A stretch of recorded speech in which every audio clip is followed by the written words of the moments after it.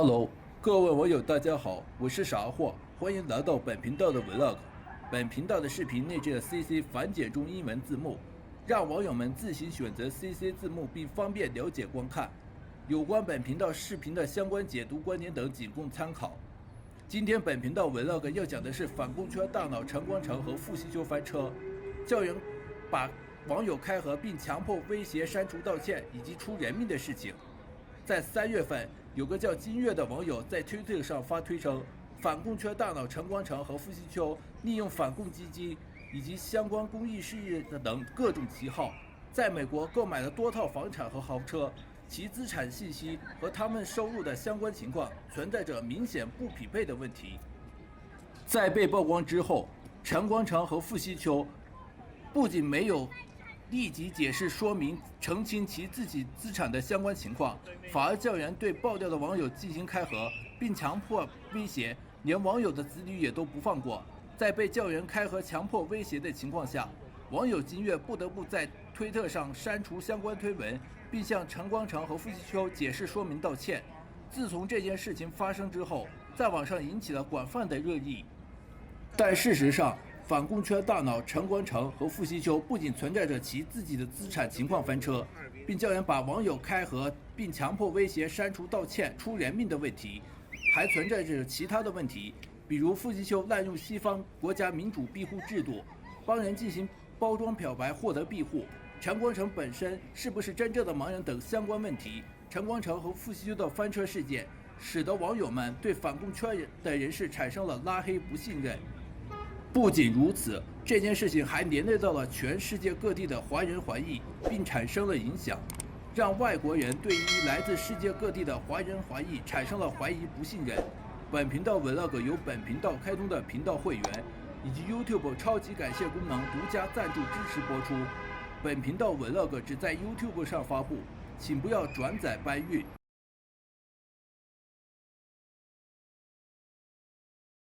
先说明一下，网友金月是美国公民，是在美国生活，而且是美国纳税人。在今年3月份，网友金月在推特上发布了有关陈光诚和傅西秋的资产的相关情况信息，其中发的推文称，先在网上欣赏一下傅西秋牧师在华盛顿 DC 的家，该房产购买于2020年5月19日，成交价124万美元。因为这套房子离国会大厦直线距离0.5英里，步行只需12分钟。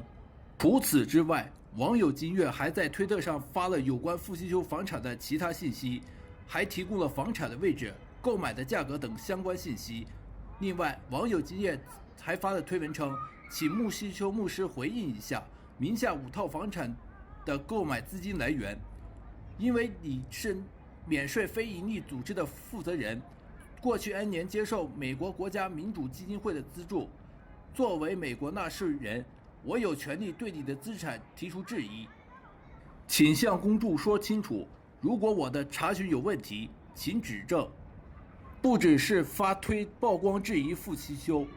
网友今夜还发了关于陈光诚财产的相关推文称，重磅，原来赤脚盲人律师陈光诚并不是光脚的，他的房子比傅牧师的市场价值还要高。陈光诚于2012年来到美国，3年后，2015年8月14日，陈光诚夫妇全款购买了这栋位于马里兰州的房产，成交价为94.5万美元，目前在这个市场估价为140万美元。该房屋占地2英亩，后院带泳池，地上建筑面积3532平尺，地下室1300平尺，5个卧室，4个半卫生间。好学区。与此同时，网友今夜还在推特上发了陈光诚在5年前购买的特斯拉的相关推文。至于傅西秋和陈光诚的其他相关信息，本频道 Vlog 会稍后在别的章节来讲解说明。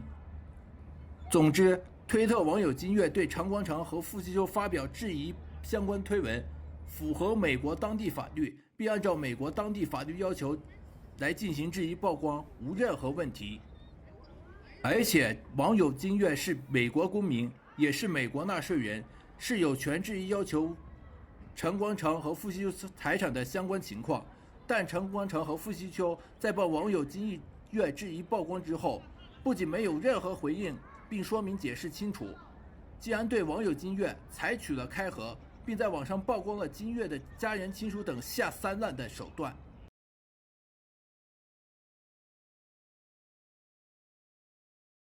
自从网友金月在推特上发推文质疑曝光了陈光诚和傅西秋的相关资产情况之后，陈光诚和傅西秋在面对网友金月在推特上发的推文质疑曝光，不仅没有回应解释说明其自己资产的相关来源的相关情况，还叫人在网上发推开文和威胁。有个叫摩西的网友在推特上发了针对网友金月的开合的相关推文，其中发的推文称：闲着没事儿，看着地图，一条幽静的小道直通这个被庶民环抱的屋子，似乎你们还办了一个公司，多好的环境啊！突然一声巨响，吓我一跳，手上的气球爆炸了。不仅如此，连网友金月的子女也都不放过，并发推文称：孩子是蛮可爱的，母亲长相也不错，倘若母亲的精神不健康，这将给孩子一辈子带来灾难。为千万人存留慈爱，赦免罪孽，过罪和罪恶，万不以有罪的为无罪，必追讨他的罪，自父至子，直至3、4代。至于摩西发的其他推文，大家可以看关于摩西对网友金月的相关推文截图。在被陈光诚和傅西秋叫人在推特对其自己和家人亲属开合威胁的情况下，网友金月不得不发推文称：人生最后一条推文，我正式给傅西秋牧师和陈光诚道歉，我错了，也会按照你们的要求，在2个小时内删去有关你们2个的所有推文，之后就无消息。最后，谢谢8年来一直支持关注我的每一位推友，无论何时，我们都要坚持良善，对贫弱者多一份同情。我会一直守望大家，再见了。在网友金月在推特上发言对陈光诚和傅西秋的相关道歉推文之后，陈光诚在推特上发布推文称：善恶终有报，天道好轮回，不信抬头看，苍天饶过谁。但在网友们了解此事情的相关情况之后，都纷纷发推文表示质疑谴责，眼瞎了还有救，心瞎了就只能下地狱了。难道瞎眼也是天道报应吗？这时候你倒是看到了，让你解释房产的人就看不见了，你到底真看不见还是假装看不见？你这种死妈的东西，去开合别人，威胁别人家女儿，你这种死妈没有人性的东西，祝你早点遇到一人为你吃几颗子弹，早点死。来，出来走2000，澄清一下呗。你全款买的房是用自己勤劳的双手赚的，不是挪用捐款，是盲人按摩还是瞎子算命等质疑谴责傅西秋、陈光诚的相关言论不断。而网友金月因为傅西秋、陈光诚的开合威胁而出人命的消息，更是令网友们愤怒不断。金月的家人亲属在金月的推特上发推称：我已经关闭了我母亲的 X 账户，我敬爱的母亲刚刚去世，医生们已经竭尽全力，在这段令人心碎的日子里，非常感谢大家的关爱。也就是说，网友金月不仅被傅西秋、陈光诚这被人开合威胁，而且还出了人命。有网友还在推特上发推称：我个人认为摩西就是傅西秋。任何人散布摩西是另有其人的说法，请提供相关证据，否则就是隐瞒凶手的行为，也是故意为傅西秋洗地行为。目前这个情况下，认定傅西秋就是摩西，才有破案的可能，否则就是打稻草人。而摩西的推特上的关注者就是傅西秋、陈光诚等人。以上这些因素无从谈起，但可以确认的是，傅西秋和陈光诚在对金月质疑曝光他们采取的开合威胁并出人命是不争的事实。为什么不惜要对金月采取开合威胁并出人命的手段，只有傅西秋和陈光诚自己最清楚。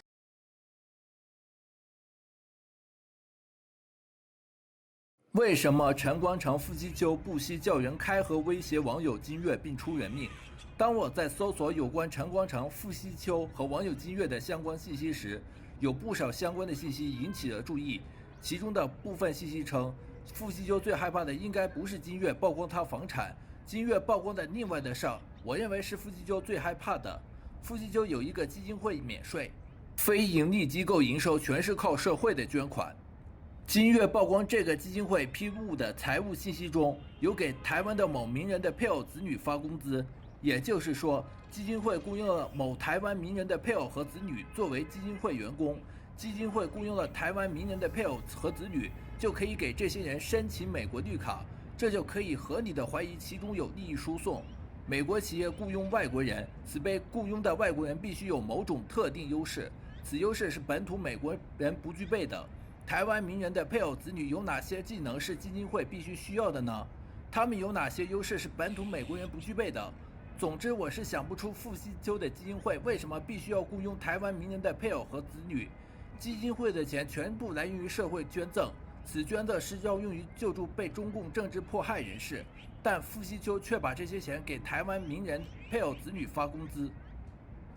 并且有合理理由怀疑目的是给他们办理美国绿卡。如果此推测成立，则可以坐实傅西秋滥用社会捐赠，这是犯罪。所以金月要求傅西秋对此做出解释说明，这也是傅西秋最害怕的。对他的伤害程度远超那几套房产，也可以合理解释为什么如此快速的就有人对金月非法开核，并且进行人身威胁。这就是为什么陈光诚、傅西秋不惜开核威胁网友金月并出人命的原因所在。此外，还涉及到政治庇护名额买卖、政治庇护包装造假、利益交换的问题，其中就包括中国鸡西市副市长案，此人被通缉贪污9000万人民币，却迅速获得美国政府庇护。据传正是傅西秋出面运作，并牵涉到金钱交易，而且还通过傅西秋进行包装跑牌，滥用民主庇护制度，并帮助中共腐败官员逃避相关追责。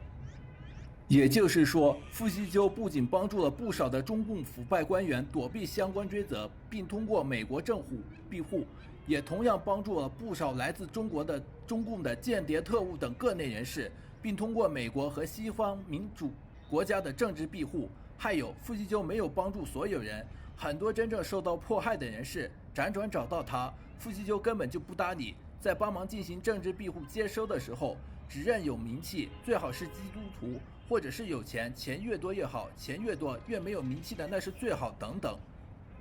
而王靖瑜事件也是傅西秋参与其中，并帮助王靖瑜到荷兰获得政治庇护以及居留许可。在王靖瑜事件发生之后，还发推澄清并推卸责任称，美国政府部门证实王靖瑜没有美国绿卡。王靖瑜欠荷兰当地一位热心女士巨额电话账单，至今未偿还。傅西秋及其组织不得不先替王靖瑜垫付上述欠款，劝王靖瑜诚信做人等等。总之，对于帮助王靖瑜到荷兰进行政治庇护、获得居留许可等，把其自己的责任推卸得一干二净。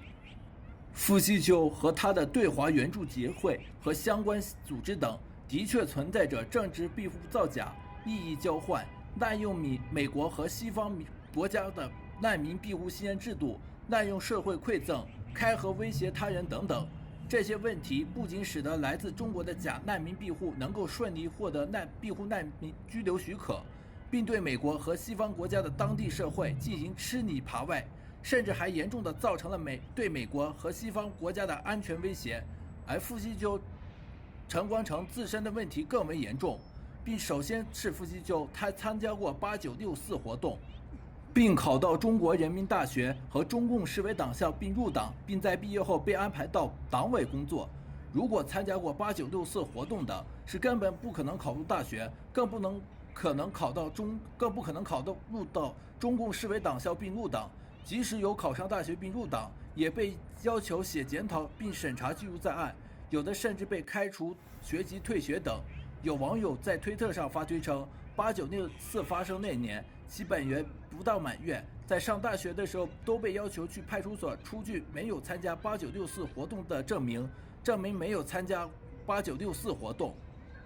并指出傅西秋在撒谎欺骗。有的网友还发推文称，一共中共市委党校出来的人能拿到庇护，而且多次将身在被中共所谓的判刑的异议人士弄到美国，就可以得知此人绝非一般人士，这绝对是苦肉计，有合理理由怀疑其是中共部在美国的一枚棋子。傅西秋在美国一边支持川普和共和党的总统选举，并反对 DEI 等，一边在台湾写书并去推广包容多元，这说明傅西秋人格分裂，表里不一，自相矛盾。傅西秋考入中国人民大学和中共市委党校，入过党，而且还是党员，自称参加过8964活动，是信基督教，是受迫害人士，还拿到美国政府的庇护，还帮人庇护等。这些信息虽然不能完全绝对，但至少可以说明傅西秋的相关情况的确存在严重问题。至于盲人律师陈光诚，也和傅西秋一样，其自身的相关情况也同样存在严重。首先，陈光诚自称是盲人律师，而且是盲人瞎子，但从网上关于他的相关信息来看，他根本不是真正的盲人瞎子，不是所有的盲人都能够生活自理。盲人根本不能驾驶开车，而陈光诚与特斯拉的合影照就可以看得出来，他会驾驶开车，这说明他根本不是盲人瞎子。就算有特斯拉的 FSD 自动驾驶辅助功能，如果陈光诚真的是盲人瞎子的话，特斯拉 FSD 功能是不能够开启使用的，因为特斯拉的 FSD 功能的检测使用是非常严格。如果用户是在玩手机且不再注重方向盘和前方等相关动作的话，那么特斯拉的 FSD 功能就会停止使用，并向用户发出警报提醒，让用户注意并加以改正。有不少的专业自媒体在实际评测特斯拉的 FSD 功能时就说明到了这点。如果陈光诚真的是盲人瞎子的话，那么特斯拉的 FSD 功能在检测后是无法正常开启运行的。这说明陈光诚自称的盲人瞎子是假的，是装出来的。前些天他还发推文称黑人女性带着孩子挡了他的路，并准确说出对方和他的距离方位、人家的肤色、性别、人家孩子的岁数、人家的面部表情情况等。如果是真正的盲人瞎子的话，在看不到且没有对人家进行摸象的情况下，是不可能准确说出对方的相关信息的。这更足以说明陈光诚不是真正的盲人瞎子。有的网友还说，陈光诚盲人瞎子已经治好了，只是一直戴墨镜而已。但如果陈光诚的盲人失明瞎子是真的治好的话，应该向大家解释说明清楚，并提供治疗眼睛失明的相关医疗资讯，但他没有提供说明解释。还有，陈光诚在2024年的美国总统大选中，和傅西秋一样，都选川普和共和党。而对于帮助他顺利获得美国政治庇护难民的身份的美国总统奥巴马和民主党，没有任何感恩感谢的意思，反而恩将仇报的在美国总统选举中选择共和党。以上这些就足以说明傅西秋和陈光诚的背景情况的确不简单，并且存在严重的问题。对于曝光质疑其自己的网友采取不惜叫人开河威胁并出人命的手段，也就不足为奇了。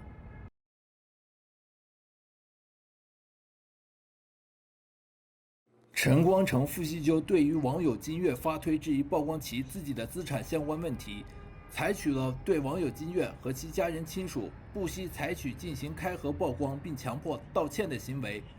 陈光诚、傅西秋的所作所为，使得网友们对于反共民主自由派人士产生了质疑、不信任，让真正的反共人士、民主人士、自由派人士被质疑且不再信任。而陈光诚、傅西秋其自身的相关背景存在着严重问题，以及打着反共西方民主、难民庇护的旗号进行利益交换输送并滥用的行为，并滥用美国和西方国家的政治难民庇护制度，只接收有钱、有好处、有名的人士进行接收支持。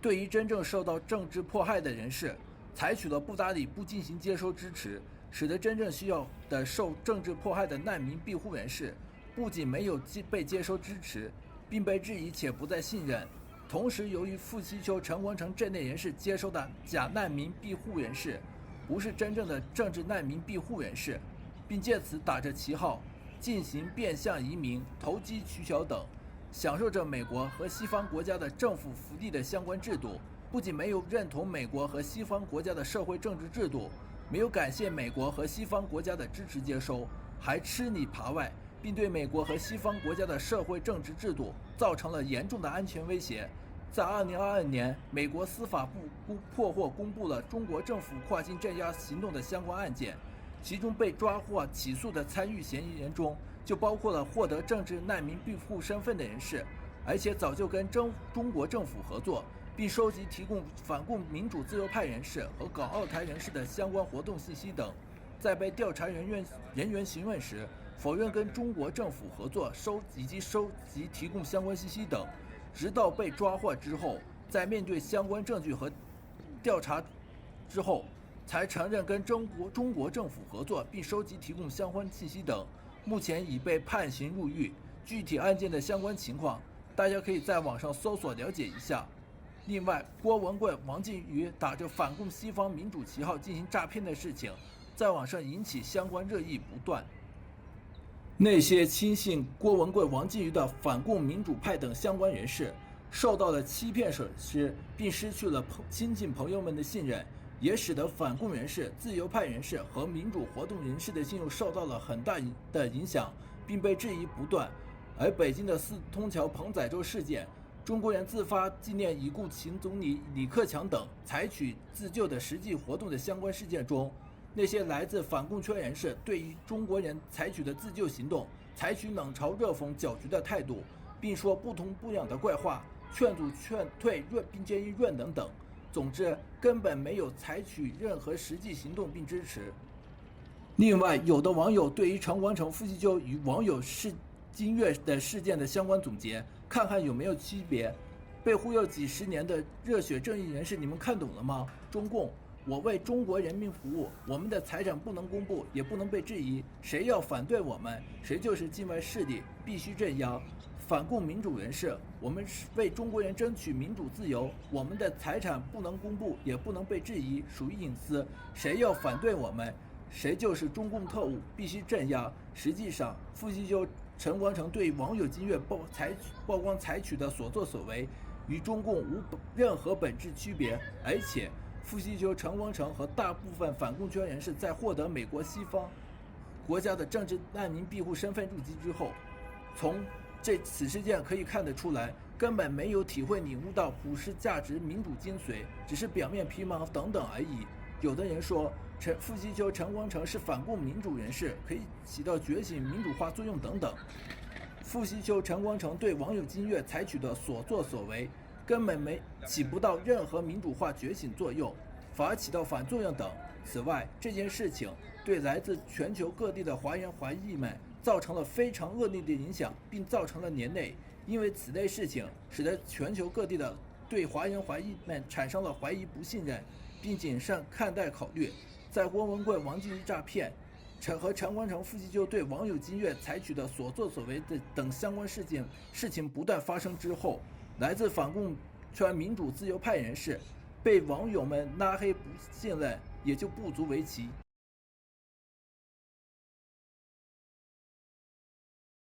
这件事情发生之后，反共圈大佬陈光诚和傅西鸠不仅存在着其自己的资产情况的严重问题，并叫人把网友开盒并强迫威胁删除道歉出人命的问题，同时还存在着其他的问题，比如傅西鸠滥用西方国家民主庇护制度进行利益交换，并当作生意来做。陈光诚、傅西鸠的自身爆出的各种问题，使得网友们对于反共圈的人士产生了拉黑、不信任。不仅如此，这件事还连累到了全世界各地的华人华裔，并产生了影响，让外国人对于来自世界各地的华人华裔们产生怀疑、不信任。如果对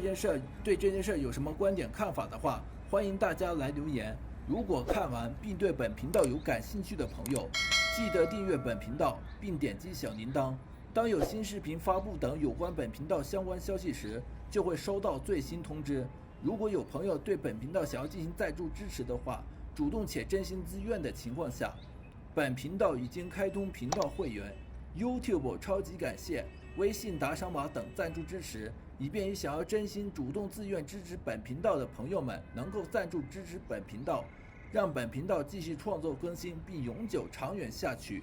欢迎大家来观看支持傻二货 Vlog。您的订阅、点赞、评论、转发一条龙是对本频道最大的支持动力。好了，我是傻二货，我们下期视频再见，拜拜。